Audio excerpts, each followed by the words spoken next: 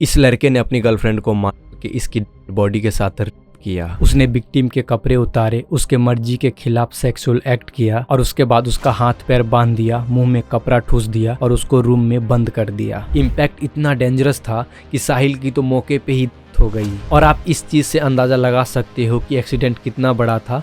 उस बाइक के 3 टुकड़े हो गए थे और इस लड़के ने रील बनाने के चक्कर में एक माँ से उसका बेटा छीन लिया। लेकिन बाद में कहा गया कि एक्यूज्ड ने लगभग 10 मिनट तक अपना प्राइवेट पार्ट विक्टिम के प्राइवेट पार्ट के ऊपर रखा और उसे रब किया, लेकिन उसके साथ पेनिट्रेशन नहीं किया। एक लड़की के स्तन को दबाना और उसके पैजामे का नाड़ा खोलना और पेनिस को वजाइना के ऊपर रखना और फिर बिना पेनिट्रेशन के इजैकुएट करना रेप नहीं है। और ये फैसला सुनाया है जस्टिस नरेंद्र कुमार व्यास ने एक रेप केस का। ऑलराइट दोस्तों, तो कैसे हो आप लोग। मेरा नाम है विकास कुमार और पिछले एक सप्ते में अपने देश में कौन कौन से क्राइम हुए हैं, कैसे कैसे क्राइम हुए हैं और सोशल मीडिया पे जो जो वीडियो वायरल हुए हैं उसके ऊपर हम बात करेंगे। और सिर्फ बात ही नहीं करेंगे बल्कि उसके ऊपर जितनी भी जानकारियां होंगी मैं आपको समझाऊंगा और बताऊंगा भी। तो सबसे पहला अपडेट है मुंबई से, जिसमें 14 फरवरी 2026 को दोपहर के 12:20 पे मुंबई के मुलुंड वेस्ट में एक दर्दनाक हादसा हुआ। मेट्रो लाइन 4 के पास से गुजर रही गाड़ियों पे नवनिर्मित मेट्रो ब्रिज का एक कंक्रीट स्लैब टूट करके गिर पड़ा। इस हादसे में एक ऑटो रिक्शा और एक कार बुरी तरीके से दब गई। मौके पर पुलिस और फायर ब्रिगेड जल्द ही पहुंच गई, लेकिन जब तक वो लोग पहुंचे तब तक राम धनाव यादव की हो चुकी थी और साथ ही में 3 और लोग घायल हो गए। अभी इस कोलैप्स की असली वजह जानने की कोशिश की जा रही है, लेकिन कारण चाहे खराब मटेरियल हो या कंस्ट्रक्शन में लापरवाही, दोनों ही केस में ये कोई एक्सीडेंट नहीं है बल्कि ये एक तरह का ही है। और ये जो हादसा हुआ है इससे 200 मीटर दूर पर पिलर नंबर 189 में पहले ही लोगों ने दरारों की तस्वीर सोशल मीडिया पे शेयर की थी। लोगों ने अपील की थी कि इसे रिपोर्ट करो और किसी हादसे का इंतजार मत करो। लेकिन आपको पता है MMRDA से क्या रिस्पॉन्स आया। उन्होंने फैक्ट चेक करके बता दिया कि यह कोई स्ट्रक्चरल क्रैक नहीं है बल्कि ये फॉर्म मटेरियल है और कहा कि घबराहट फैलाने की और लोगों को गुमराह करने की कोशिश है। फिर क्या हुआ, बस एक सप्ताह बाद ही वहां से सिर्फ 200 मीटर दूर पिलर नंबर 196 के पास यह हिस्सा नीचे टूट कर गिरा और एक लोग की जान चली गई। और सवाल अब MMRDA के ऊपर उठ रही है जो इस पूरे प्रोजेक्ट का जिम्मेदार है। मुंबई की मेयर रितु तावरे ने आकर स्वीकार किया कि प्रोटोकॉल में चूक हुई है, लेकिन यहाँ पे एक इंसान की जान जा चुकी है तो यहाँ पे सॉरी बोल के क्या फायदा। और मैं आपको एक और चौंकाने वाली बात बताता हूँ। देश के सबसे अमीर स्टेट होने के बाद मृतक के परिवार को सिर्फ 5 लाख रुपए का मुआवजा दिया गया है। कॉन्ट्रैक्टर और कंसल्टेंट पर 6 करोड़ का जुर्माना लगाया जा रहा है, मगर जिस शख्स की मौत हुई है उसके परिवार को मिलेंगे केवल 5 लाख रुपए। यानी सीधे सीधे गणित लगाओ तो किसी के में भी सरकार को 5 करोड़ 95 लाख का फायदा हुआ है। रियल में इसे ही कहते हैं आपदा में अवसर ढूंढना। और सबसे दुख की बात यह है कि जिसकी हुई है लोग उससे बहुत ही जल्द भूल जाएंगे और देश में फिर से ऐसे होता ही रहेगा। बाकी इस घटना के ऊपर आपका क्या कहना है नीचे कमेंट सेक्शन में अपना राय जरूर बताइएगा। इसी के साथ वीडियो में आगे बढ़ते हैं और बात करते हैं हम अपने अगले केस के बारे में। हम अपनी अगली वीडियो के बारे में बात करेंगे, लेकिन उससे पहले आप ये वीडियो देखो और एक माँ की रोती बिलखते हुए पुकार सुनो, फिर हम इसके बारे में आगे बात करेंगे। मैं इना साहिल धनेश्वरा की मदर, सिंगल पेरेंट। मैंने अपने बच्चे को 23 साल से एज ए सिंगल मदर पाला है और एक रईसजादे की स्कॉर्पियो जो कि स्पीड की रील और स्टंट मारने के लिए अपने घर से गाड़ी लेके निकले थे अनलाइसेंस्ड। उस लड़के को गाड़ी चलानी भी नहीं आती। He was unlicensed driver. उसने 3 फरवरी को मेरे मासूम बच्चे को अपनी गाड़ी से ऑन द स्पॉट उड़ा दिया। देखो ये है साहिल धनेश्वरा जो कि एक 23 साल का लड़का था। एक सिंगल मदर बचपन से इसको पाल पोस करके बड़ा की ताकि ये लड़का इनके बुढ़ापे का सहारा बन सके। लेकिन एक 17 साल का लड़का जो कि एक अमीर बाप की बिगड़ी औलाद है अपने दोस्तों के साथ रील बनाते हुए स्कॉर्पियो चला रहा था और उसने साहिल की बाइक को सीधा टक्कर मार दी। इम्पैक्ट इतना डेंजरस था कि साहिल की तो मौके पे ही डेथ हो गई। और आप इस चीज से अंदाजा लगा सकते हो कि एक्सीडेंट कितना बड़ा था।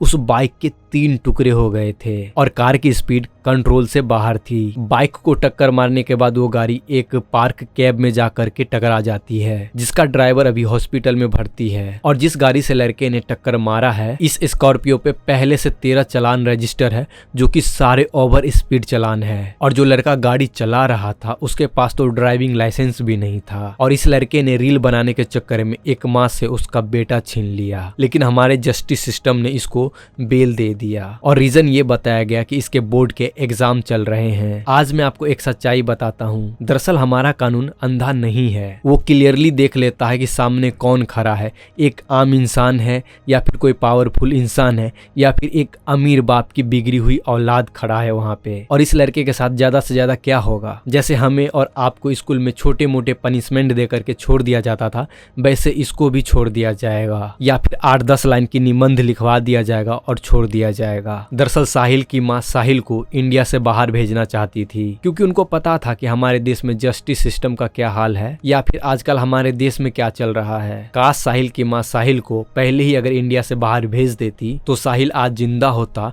और उनको लोगों के सामने हाथ जोड़ करके ऐसे वीडियो नहीं बनाना पड़ता और न ही लोगों के सामने रोना पड़ता साहिल की मौत की जस्टिस पाने के लिए। एक्सीडेंट को इतने दिन हो गए हैं लेकिन साहिल को अभी तक जस्टिस नहीं मिला है। बाकी अब भी मैं यही उम्मीद करता हूँ कि साहिल को अच्छे से जस्टिस मिले और दोषी को कड़ी से कड़ी सजा मिले। बाकी इस घटना के ऊपर आपका क्या राय है, नीचे कमेंट सेक्शन में अपना राय जरूर बताइएगा। हमारे बड़े बुजुर्ग एक कहावत बोला करते थे कि हम जब किसी के लिए गड्ढा खोदते हैं तो उस गड्ढा में सबसे पहले हम ही गिरते हैं। और ये कहावत इस इंसान के लिए सही बैठ रहा है। ये इंसान दूसरों को मारने के लिए बम बना रहा था, पर वो बम बनाते वक्त ही फट गया, जिसमें कि 2 लोगों की जान चली गई।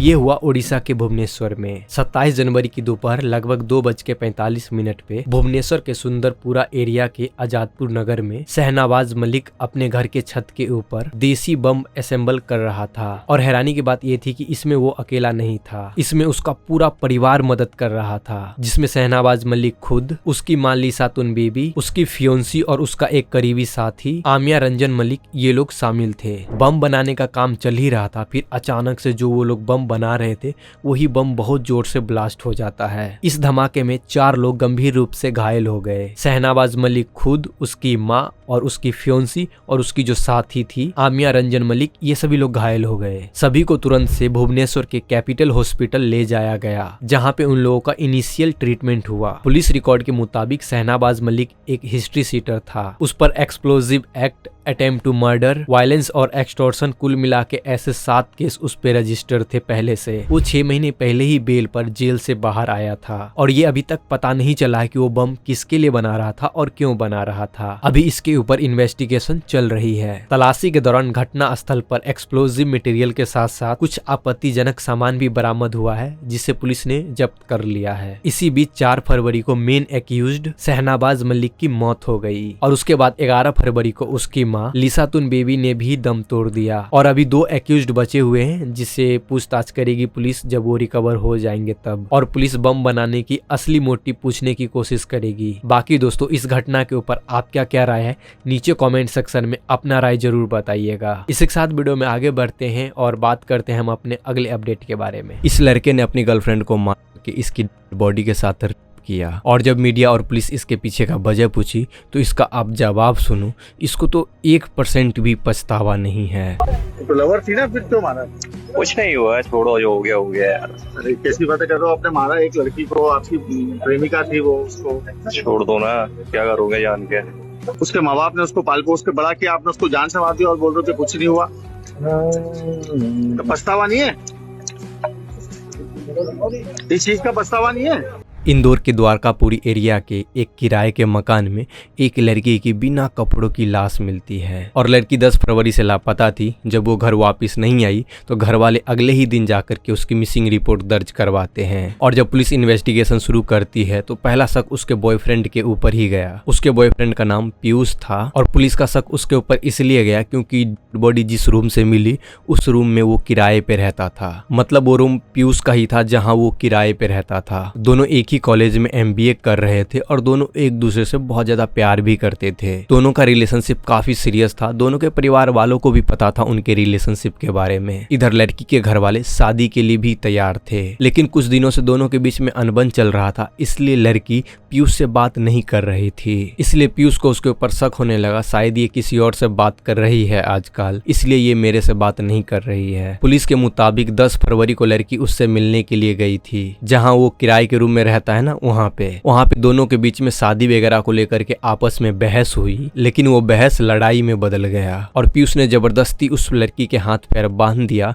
और उसके बाद उसकी गला घोट के उसकी हत्या कर दिया। हत्या करने के बाद भी उसका बिहेवियर नॉर्मल नहीं था। पहले तो वो कुछ समय तक रूम में ही रहा, लेकिन उसके बाद वो बाहर गया और बाहर से शराब खरीद के लेके आया और शराब पिया। उसके बाद उस लड़की के बॉडी के साथ किया। उसके बाद वो बाहर से रूम में ताला मार दिया और वहां से वो फरार हो गया। कुछ दिन बाद पड़ोसियों को कमरे के अंदर से बदबू आनी शुरू हो गई। 13 फरवरी को जब पुलिस ताला तोड़ करके अंदर घुसती है तो वो देखते हैं कि एक लड़की की लाश पड़ी हुई है पलंग पे, वो भी बिना कपड़ों की। क्राइम सीन से मिलने वाले सबूत और डिजिटल एविडेंस को लेकर के इन्वेस्टिगेशन को आगे बढ़ाया गया। दरअसल पीयूष भागने के बाद महाराष्ट्र पहुंच गया था। उसके बाद वहां एक होटल लिया। होटल में पहुंचने के बाद वहां इंटरनेट पे सर्च करता है कि आत्मा से कैसे बात करें और तांत्रिक क्रियाएं करने की कोशिश भी की। वो ये सब करके उस लड़की की आत्मा से बात करना चाहता था और वो ये जानना चाहता था कि वो उससे प्यार करती थी या नहीं करती थी। और फिर पुलिस फोन कॉल डेटा को ट्रैक करने के बाद मुंबई पहुंचती है और मुंबई पुलिस की मदद से उसको अरेस्ट कर लेती है। और अभी पीयूष अरेस्ट हो चुका है और अभी वो जुडिशियल कस्टडी में है।